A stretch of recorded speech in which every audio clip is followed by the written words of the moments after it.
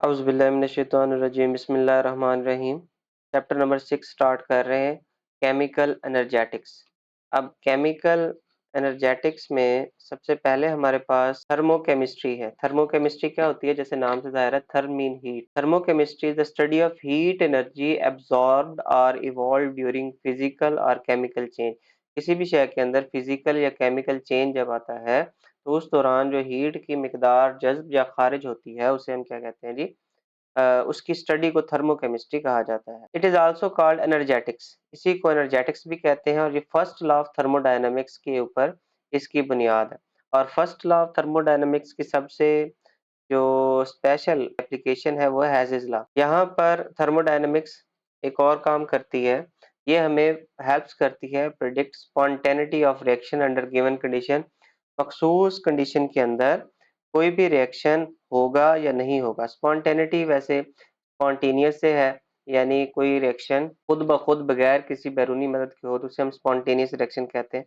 यहाँ स्पॉन्टेनिटी से मुराद हम ये लेंगे कि किसी गिवन कंडीशन के अंदर टेम्परेचर की, प्रेशर की कोई भी रिएक्शन वकूअ पज़ीर होगा या नहीं, इसके बारे में भी हमें थर्मोडायनेमिक्स बताती है। नेक्स्ट आगे देख लें, एंथैल्पी चेंज। एंथैल्पी चेंज क्या होता है? इसको समझने से पहले हम पहले एंथैल्पी को देख लें। Heat content of a substance due to its structure and physical state. किसी भी सब्सटेंस का हीट कंटेंट उसके स्ट्रक्चर और उसकी फिजिकल स्टेट की वजह से जो होता है उसे हम उसकी एंथैल्पी कहते हैं। अब थोड़ा सा इसको समझने की कोशिश करते हैं। जितने भी रिएक्टेंट्स या प्रोडक्ट्स या सब्सटेंसेस मौजूद हैं, सब की जो फिजिकल स्टेट या स्ट्रक्चर है वो थोड़ा एक दूसरे से डिफरेंट होता है। सबका हीट कंटेंट एक दूसरे से डिफरेंट है। इसकी वजह से दो केसेस बनते हैं। अगर तो जो प्रोडक्ट है उनका हीट कंटेंट रिएक्टेंट से कम हो, जैसे यहाँ पे हम समझने के लिए देखते हैं, इस डायग्राम को देखें। यहाँ पे देखें, प्रोडक्ट का हीट कंटेंट कम है और रिएक्टेंट का हीट कंटेंट ज्यादा है। तो अब क्या हो रहा है जी? हीट खारिज हो रही है। यहाँ पे इसको ग्राफ के अंदर दिखाया गया है। तो इस तरह के केस में ये बन जाता है एक्सोथर्मिक रिएक्शन। और दूसरा केस देखें, यहाँ पे रिएक्टेंट की हीट कम है और प्रोडक्ट की हीट ज्यादा है। तो यहाँ पे हीट क्या हो रही है जी? एब्जॉर्ब हो रही है। तो ये बन जाता है एंडोथर्मिक रिएक्शन। तो रिएक्टेंट और प्रोडक्ट इन सब की हीट के अंदर डिफरेंस मौजूद है।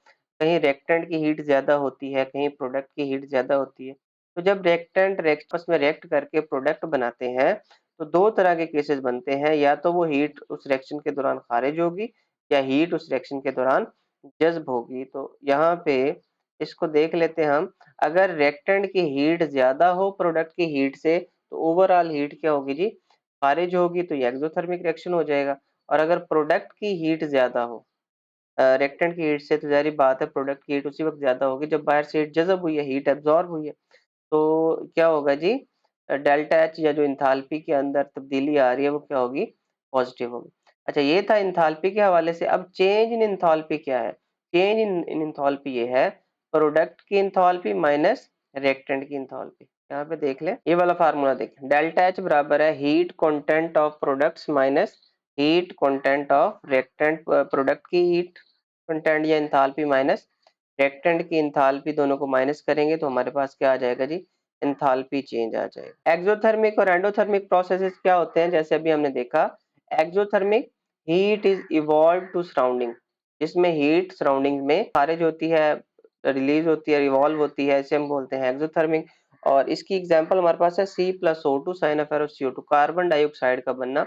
-393.7 किलो जूल पर मोल हीट जो है वो इस अमल के दौरान इवॉल्व होती है। यहाँ पर देख लें जी, ये रिएक्टेंट है, ये प्रोडक्ट है। रिएक्टेंट की हीट ज्यादा है, प्रोडक्ट की हीट कम है। मतलब ओवरऑल क्या हुआ जी?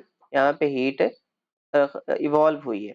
तो ये क्या होगा? ये एक एक्सोथर्मिक रिएक्शन होगा।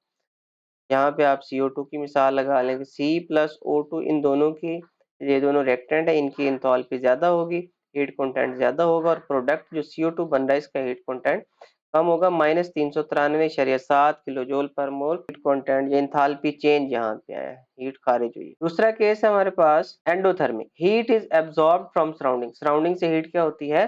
जज्ब होती है। NH4Cl का केस है। यहाँ पे NH4Cl अपने आयंस के अंदर जो है वो टूट रहा है, तो +16.2 किलो जूल पर मोल हीट जो है यहाँ पे जज्ब हो रही है।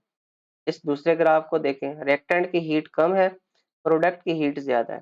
तो रिएक्टेंट ने क्या किया, हीट एब्जॉर्ब की है, प्रोडक्ट में तब्दील हुए। कितनी हीट, अगर हम इस NH4Cl के केस की बात करें तो 16.2 किलो जूल पर मोल हीट यहाँ पे जज्ब हो रही है। नेक्स्ट आगे चलें जी, एनर्जी प्रोफाइल डायग्राम, इसको थोड़ा सा समझने की कोशिश करते हैं। यहाँ पर और ऊपर वाले ग्राफ में थोड़ा सा फर्क है। फर्क क्या है, ये फर्क है एक्टिवेशन एनर्जी की वजह से। अब एक्टिवेशन एनर्जी क्या होती है, जब भी कोई रिएक्शन होना होता है, कोई एंडोथर्मिक रिएक्शन है चाहे एक्सोथर्मिक रिएक्शन है, सबसे पहले मॉलिक्यूल को एक एनर्जी का बैरियर क्रॉस करना पड़ता है।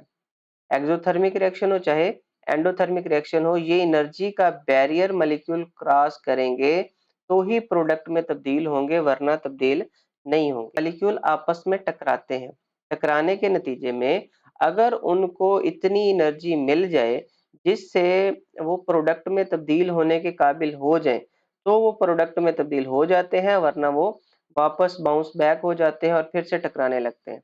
This minimum amount of energy required by the reactant molecule just to cross that energy barrier is called energy of activation। ये जो एनर्जी की मिकदार है जो मॉलिक्यूल को चाहिए होती है इस बैरियर को क्रॉस करने के लिए, प्रोडक्ट में तब्दील होने के लिए, ये है एनर्जी ऑफ एक्टिवेशन। तो इतनी एनर्जी चाहे एक्सोथर्मिक, अब ये ओवरऑल एक एक्सोथर्मिक रिएक्शन है, यहाँ पे रिएक्टेंट की अब देखें जी हीट कंटेंट ज्यादा है, एंथैल्पी रिएक्टेंट की ज्यादा है और प्रोडक्ट की कम है।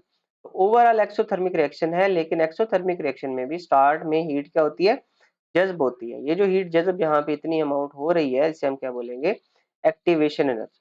अब जब मॉलिक्यूल इस बैरियर को क्रॉस कर लेते हैं उसके बाद एनर्जी खारिज हो जाती है। यहाँ पे देखें जी एंडोथर्मिक प्रोसेस है, तो यहाँ पे भी सबसे पहले मॉलिक्यूल को ये एनर्जी बैरियर क्रॉस करना पड़ेगा प्रोडक्ट में तब्दील होने, यानी कि रिएक्टेंट डायरेक्ट प्रोडक्ट में तब्दील हो जाएंगे नहीं, इतनी अमाउंट हीट की जज्ब होगी जिसे हम एक्टिवेशन एनर्जी बोलते हैं और फिर ये प्रोडक्ट में तब्दील हो। हम बात कर रहे थे तो इंथैल्पी की, तो यहाँ पे देखें ये रिएक्टेंट यहाँ पे खड़ी है हीट कंटेंट और ये प्रोडक्ट का हीट कंटेंट यहाँ पे नीचे आ खड़ा है। तो ये जो एरो नजर आ रहा है इतनी अमाउंट, ये इंथैल्पी चेंज है, इतना इंथैल्पी के अंदर। ये ऊपर एक्टिवेशन एनर्जी है, ये जो डॉट डॉट से नीचे नजर आ रहा है ये रिएक्टेंट खड़े, ये प्रोडक्ट खड़े, तो यहाँ से लेकर यहाँ तक ये क्या आ रहा है जी, एनर्जी के अंदर चेंज आ रहा है, जिसे हम क्या कहेंगे, इंथैल्पी चेंज कहेंगे। और यहाँ पे रिएक्टेंट ये खड़े हैं, प्रोडक्ट ये खड़े हैं, और ये तीर के जरिए हमने दिखाया है यहाँ पे कितना एनर्जी का चेंज आ रहा है, हीट कंटेंट में कितनी तब्दीली आ रही है, ये इसका इंथैल्पी चेंज है। तो एक्टिवेशन एनर्जी और इंथैल्पी चेंज इन डायग्राम में हमने समझा। नेक्स्ट आगे देखें, यहाँ पे भी दिखाने की इसी चीज को कोशिश की गई है। रिएक्टेंट्स हैं और ये प्रोडक्ट है, तो सबसे पहले इनको एक्टिवेशन एनर्जी चाहिए होती है जिससे ये क्या होते हैं, प्रोडक्ट में तब्दील होते हैं। तो यहाँ पे भी वही चीज दोबारा डिस्कस की गई है।